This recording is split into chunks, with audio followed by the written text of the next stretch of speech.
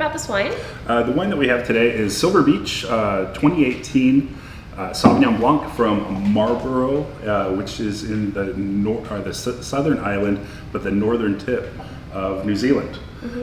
This Sauvignon Blanc has a very expressive grapefruit and grass notes, which is indicative to the wines that come from this region. And it makes a perfect aperitif or a wine that you can enjoy with a meal on the dog days of summer.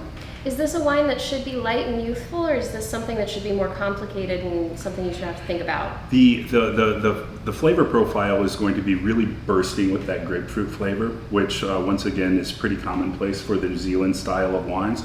And one of the reasons this happens is because New Zealand is one of the New World wine regions, and there are a lot of really good sunshine days that happen in this part of the world. So the grapes are allowed to ripen fully, but it also has cool nights, which allows the grapes to naturally have a high level of acidity too, which are the two components that you really want in a white wine.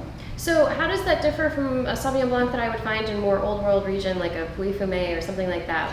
So in Pouilly-Fumé, a lot of times you'll get really strong mineral characteristics, and the fruit actually takes a back seat to the minerality that you're going to find in a cool climate Sauvignon Blanc.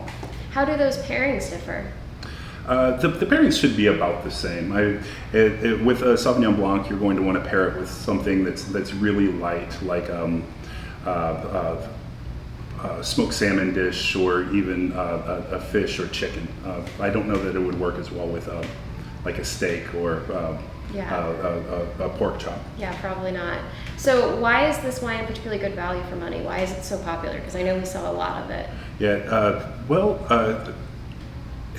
it fits into a certain price point on the shelf that undermines a lot of the more expensive New Zealand Sauvignon Blancs. So that in and of itself finds it very attractive with the consumer.